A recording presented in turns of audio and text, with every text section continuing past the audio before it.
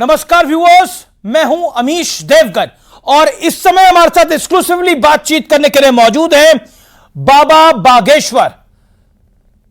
बाबा बागेश्वर, आपका अभिनंदन है न्यूज 18 पर। नमस्कार। बहुत बहुत धन्यवाद, बहुत बहुत धन्यवाद भैया आपका और न्यूज 18 के सभी दर्शकों का बहुत बहुत धन्यवाद। सीताराम। अक्सर हमने हॉस्पिटल के अंदर मंदिर देखे हैं, लेकिन यह पहली बार होने जा रहा है बाबा कि बागेश्वर धाम में अंदर अस्पताल बनेगा। जी, हमारे जीवन में हमने जो यहाँ क्षेत्र, हमारा बुंदेलखंड क्षेत्र है, बहुत पिछड़ा पिछड़ा है। 10-12 जिले यूपी के हैं, 7-8 जिले एमपी के हैं। आर्थिक हीनता है, पलायनवादी बहुत लोग हैं, तो कई बार जब इनको बहुत इमरजेंसी हो जाती थी तो ये झांसी नहीं पहुंच पाते थे। ग्वालियर, झांसी, इधर सतना, रीवा, इधर भोपाल। तो कई बार कई रोगियों का शरीर किसी कारण बस बीच में ही शांत हो जाता था। जब कारण पता लगता था तब ये पता लगता था कि समय पर उपचार नहीं मिला, इसलिए अमुक रोगी की मृत्यु हो गई। ये हमारे हृदय को बहुत झंझोड़ता था कि हम ऐसा क्या कर पाएं। तो भगवान की कृपा हुई, मन में संकल्प जगा, सबका सहयोग मिला, तो अब हमने प्रण लिया कि अभी तक अस्पतालों में मंदिर थे, अब हम मंदिर में अस्पताल बनाएंगे, वो भी बुंदेलखंड में, जी, और वो भी बागेश्वर धाम पर। कैंसर हॉस्पिटल ही क्यों? कैंसर अस्पताल क्यों? कैंसर हॉस्पिटल क्योंकि हमारे यहाँ आदिवासी ट्राइबल क्षेत्र बहुत ज्यादा हैं और वर्तमान में कैंसर सबसे ज्यादा फैलने वाला एक भयंकर रोग हो गया, जो समस्त लोगों के लिए, एक तो उसका इलाज महंगा है, उसका इलाज बहुत रेयर है और वो बहुत कॉस्टली भी है। और बड़े बड़े हॉस्पिटलों में, कैंसर के हॉस्पिटलों में लंबी कतारें, लंबी लाइन, जिस कारण से बहुत ज़्यादा दिक्कत होती है। तो हमने सोचा कि अपने ही क्षेत्र में ये 17-18 जिलों के लिए एक सुविधा हो सके, मध्य प्रदेश के लिए एक सुविधा हो सके, इसलिए पहले तो कैंसर हॉस्पिटल है, बाद में इसे मेडिकल कॉलेज तक ले जाने का हमारा विजन है। योजना तो बड़ी है आपकी बाबा, कोई विकल्प नहीं है बाबा। योजना तो आपकी बड़ी है, लेकिन प्रधानमंत्री को बुला लिया और कन्या विवाह हो रहा है, उसमें राष्ट्रपति आ रही है, यानी आपका तो जलवा है। देश के प्रधानमंत्री आ रहे हैं। नहीं, कोई जलवा नहीं है। ये माननीय यशस्वी प्रधानमंत्री जी के विशाल हृदय के भाव के कारण हो पा रहा है। हमारे शहर से गांव के, छोटे से गांव को, छोटे से शहर को इतनी बड़ी उपलब्धि देखने को मिल पाएगी। 23 फरवरी को ऐतिहासिक दिन देखने को मिलेगा कि माननीय यशस्वी प्रधानमंत्री जी जो नवाचार के लिए जाने जाते हैं, वो यहाँ पर आकर के माननीय प्रधानमंत्री जी जब शिलान्यास भूमि पूजन करेंगे तो पूरा बुंदेलखंड उनको गदगदता के साथ धन्यवाद और आशीर्वाद देगा। जी, लेकिन आपका ये अस्पताल अति आधुनिक होगा, लेकिन बड़ा सवाल है, यहाँ पर डॉक्टर आएंगे कैसे? आप आएंगे क्योंकि इलाका बड़ा पिछड़ा है, ये एक बड़ी चिंता की बात है। डॉक्टर कैसे पहुंच पाए? जी जी, उसके लिए धाम के कुछ डॉक्टर्स के साथ में संवाद चल रहा है और उनके पढ़ाई पर धाम जन सेवा समिति खर्च कर रही, व्यय कर रही है, और वेदांता ग्रुप के साथ में अनुबंध की चर्चा चल रही है। उन्होंने लिखित में हमें आश्वासन दिया है कि हम आपके संचालन में संपूर्ण मदद प्रारंभ से लास्ट तक के लिए करेंगे। और भी हॉस्पिटल हैं, शंकर हॉस्पिटल है नागपुर का, इन सब हॉस्पिटलों से संवाद परिचर्चा जारी है और उनके द्वारा हमको मदद मिलेगी और देसी और विदेशी डॉक्टरों का यहाँ पर उच्च चिकित्सक जो परामर्श देंगे और गुणज्ञ चिकित्सकों को बुलाने का पूरा कार्य किया जाएगा उनके रहने के लिए, उनके रहने का। जी बाबा, मेरा अगला सवाल आपसे ये है कि ये अस्पताल आधुनिक होगा निश्चित तौर पर, यहाँ पर विदेश से भी डॉक्टर आएंगे, अच्छे डॉक्टर भी आएंगे, लेकिन बाबा रामदेव तो अंग्रेजी दवाओं और डॉक्टरों पर खूब सवाल उठाते हैं। आपका तो उनके साथ भी कनेक्शन जोरदार है, तो क्या कहना चाहते हैं आप? जी देखिए, कोई भी, सभी विधा अपनी अपनी जगह उचित है। भारत की प्राचीन विधा आर्योवेद है, इसमें किंचित मात्र भी संदेह नहीं है और भविष्य में उसका भी सहयोग लिया जाएगा। आर्योवेद विधा का भी बहुत सी विधाएं जो भारत की हैं, जिन रोगी ठीक हो सकें, किसी भी विधा का अनादर नहीं किया जाएगा। हमारी चाहे आयुर्वेदिक विधा हो, चाहे होम्योपैथी विधा हो, चाहे ये वाली विधा, हमारा उद्देश्य ये है कैसे भी करके रोगी ठीक हो। जी बाबा बागेश्वर, मेरा अगला सवाल आपसे है, ये थोड़ा हटकर है और आपसे जब हमारी बात हो रही है तो बहुत सारे मुद्दे इस समय देश में चल रहे हैं। अभी एक कंट्रोवर्सी हुई है रणवीर अलावादिया को लेकर और समय रैना को लेकर। इन दोनों पे आरोप है कि इन्होंने भारतीय संस्कृति को रौंद दिया है। माँ बाप जिन्हें हम ईश्वर का पर्यायवाची मानते हैं, ईश्वर का रूप मानते जी, हैं, दर्जा उनको लेकर भद्दी और गंदी बात की गई है। क्या कहना चाहते हैं आप? जी, हमने उसमें अपनी प्रतिक्रिया पूर्ववत दी है और पुनः हमारा यही कहना है कि आप कुछ भी करो बहुत अच्छा है, पर जिंदगी में ऐसा कुछ मत बोलो जो हमारी सनातन संस्कृति, भारतीय संस्कृति, भारत के युवाओं का भविष्य गर्त में पहुंचे और दूषित हो गए।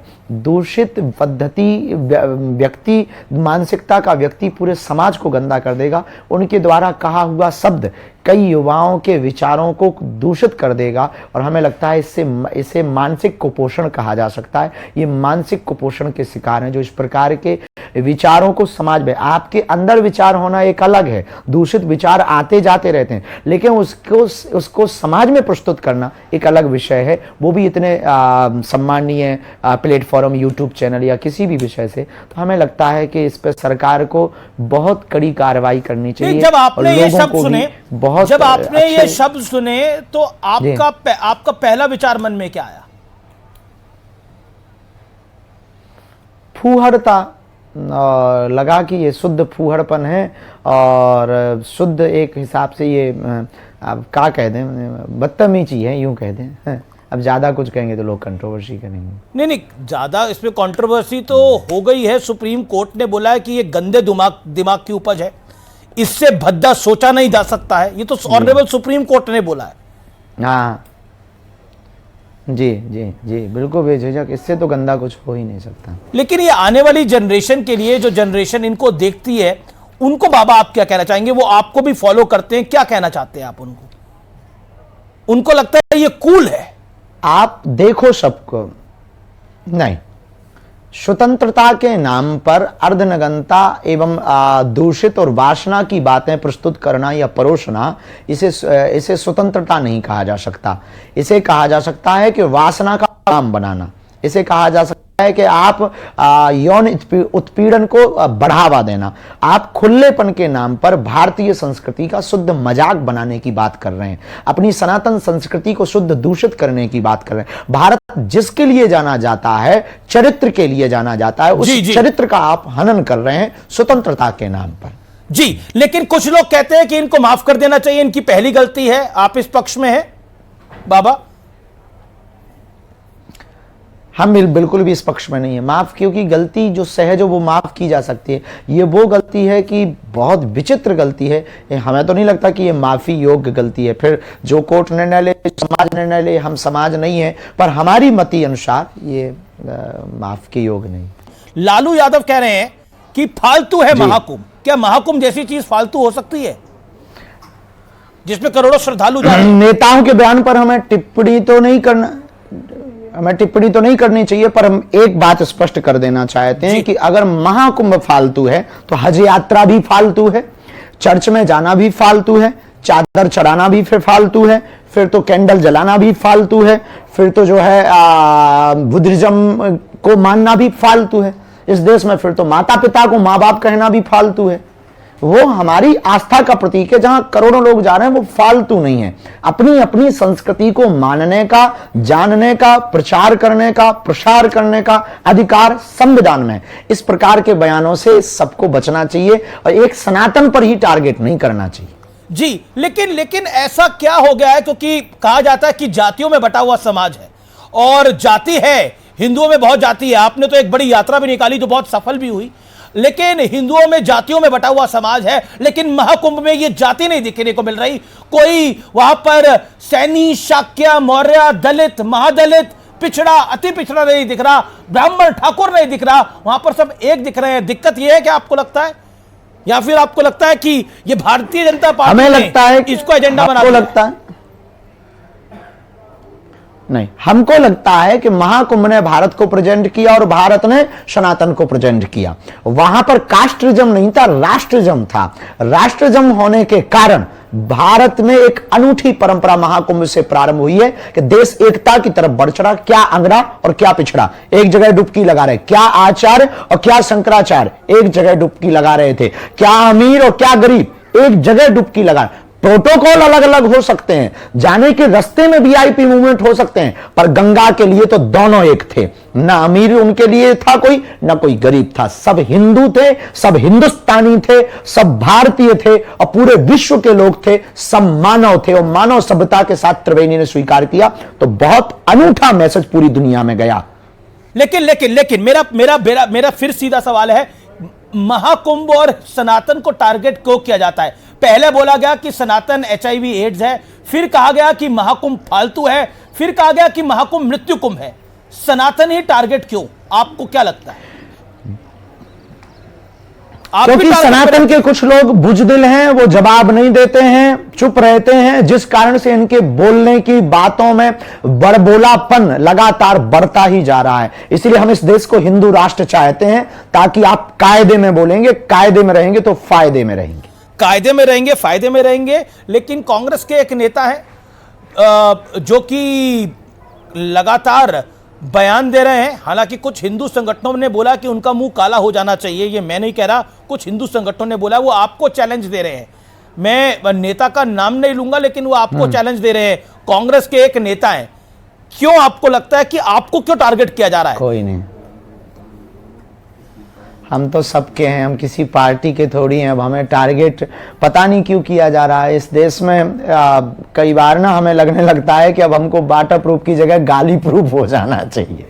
वाटर प्रूफ की जगह गाली प्रूफ हो जाना चाहिए। लेकिन ये अपशब्द अच्छा, लेकिन ये अपशब्द क्यों? वो आपके साथ शास्त्रार्थ की प्रतियोगिता करना चाहते हैं और हिंदू संगठन कह रहे हैं कि एक कर लें भैया, पीठाधीश्वर के लिए तो ये बोलना गलत खुला ही रहेगा तुम्हारे लिए। बोलिए, क्या कह रहे हैं बाबा? हमने ये कहा कि अगर किसी को शास्त्र करना है, वो जो आपने शास्त्रार्थ करना है, हम तो शास्त्र जानते, जितना जानते उतना ही बोल देंगे। आप आ जाएं, उनको जरूर कह दें, हमारा तो दर खुला है और हम किसी राजनेताओं को जवाब नहीं देना चाहते हैं जी। लेकिन चलिए मैं फिर धर्म की बात कर लेता हूं। ममता कुलकर्णी को लेकर एक विवाद हुआ, कंगन अखाड़े को लेकर आपने भी बोला कि यह सही नहीं है। अब दोबारा उनको महामंडलेश्वर की नियुक्ति उनकी हो गई है। क्या कहना चाहते हैं इस विवाद पर, ममता कुलकर्णी वाले मामले पर? एक बॉलीवुड की हीरोइन है, सबको सम्मान से काम करने का अधिकार है, लेकिन महामंडलेश्वर की पदवी सवालों में आ जाती है कई बार। थोड़ा सा तो लगता है कि पदवी प्रभाव से नहीं होनी चाहिए, साधु स्वभाव से होना चाहिए। फिर भगवान, हमारे देश में आचार्य हैं, शंकराचार्य हैं, वो जो निर्णय लेंगे वो उचित लेंगे। उनके निर्णयों पर हम किंतु परंतु नहीं कर सकते। जी बिल्कुल, आपकी बात सही है। लेकिन ये बॉलीवुड को लेकर आपका प्यार भी है, आपका दुलार भी है, लेकिन आपका गुस्सा भी है।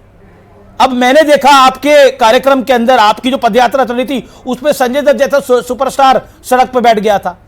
तो बॉलीवुड पर आपको गुस्सा भी आता है, लेकिन बॉलीवुड आप वाले आपसे आशीर्वाद लेने भी आते हैं। मैंने बड़े बड़े स्टार्स को आपके पास आते हुए देखा आशीर्वाद लेने के लिए। नहीं, हमारे हर रास्ते में दोनों पक्ष हैं। हम सत्य को सत्य और असत्य को असत्य बोलते हैं। जो गलत है उसे वो हमारा भी क्यों ना कोई। हमें गाली इस देश में इसलिए मिलती है, हमारी कंट्रोवर्सी इसलिए होती है क्योंकि हम मुंह पर बेबाक और जो रियल है वो बोल देते हैं। जी लेकिन संजय दत्त आपके कार्यक्रम में, क्या अभी भी कोई ये प्रधानमंत्री वाला जो कार्यक्रम है इसमें भी कोई बॉलीवुड के सितारे आएंगे क्या? आमंत्रण तो दिया है, अब जो आ जाए, जिनका धाम के प्रति निष्ठा है, किन आमंत्रण दिया है, वो आ सकते हैं। उसमें कोई किन को आपका आमंत्रण होगा? कौन जो हमसे जुड़े अस्वीकार करेगा? सबकी पर्ची को तो आपको खोलनी है। नहीं नहीं नहीं नहीं, बालाजी के प्रति सबकी निष्ठा है। तो अभी शायद उनकी व्यस्तता बहुत है संजू बाबा की, वो चूंकि हमारे धाम के परिवार के अंग ही हैं, तो बाद में वो आएंगे। और सब आ रहे हैं, वीरेंद्र सहवाग भी आ रहे हैं, और रोबिन उथप्पा आ रहे हैं, आरपी सिंह आ रहे हैं, द ग्रेट खली आ रहे हैं। जी जी, और बहुत लोग हैं जिनके हम नाम नहीं ले पाए हैं। नहीं बिल्कुल बिल्कुल बिल्कुल बिल्कुल। एक सवाल, एक कंट्रोवर्सी, जब महाकुंभ में हादसा हुआ, दर्दनाक हादसा हुआ, आपने एक बयान दिया कि मोक्ष मिल गया है, उसको लेके कंट्रोवर्सी हो गई और कहा गया कि ये बयान बाबा बागेश्वर को नहीं देना चाहिए था। क्या कहना चाहते हैं आप? आपसे भी त्रुटि हुई थी तब? सफाई देने के पहले खेद व्यक्त करते हैं। दूसरी बात, हमारा मंतव्य बिल्कुल भी ऐसा नहीं था। अब उस वक्त सिचुएशन ऐसी थी कि घटना हो चुकी थी, सामने ही पूरा भयावह स्थिति थी, मंजर विचित्र था, छोटे छोटे बच्चे रो रहे थे, हमारे अंदर भी फीलिंग है हम, और वो पूरा कार्यक्रम श्रद्धांजलि समारोह था। अब ये तो हम कह नहीं सकते कि ठीक मर गए, क्या कहते, तो कुछ ना कुछ डांडस तो बंधाना पड़ेगा ना परिवार को, पर हमारी बात को दूसरे भाव में ले लिया, भाव का अर्थ अनर्थ कर दिया है लोगों ने, भाव का अनर्थ कर दिया। मेरा अगला सवाल है, प्रेमानंद जी महाराज के आप बहुत समर्थक हैं और इस देश में उन्हें बहुत लोग फॉलो करते हैं और अब उनकी यात्रा दोबारा शुरू हो गई है, हम क्या सभी संतों के समर्थक हैं। जी बिल्कुल बिल्कुल, और उनकी यात्रा दोबारा शुरू हो गई है जिसपे काफी विरोध हुआ था, क्या कहना चाहते हैं आप? बहुत अच्छा हुआ है। आपने कहा था कि जिनको को बहुत धन्यवाद, जिनको ब्रज में राधे राधे कहने से दिक्कत है वो यहां से निकल जाएं, वो दिल्ली मुंबई जाएं। आपको लगता है दिल्ली मुंबई वाले राधे राधे नहीं करते क्या?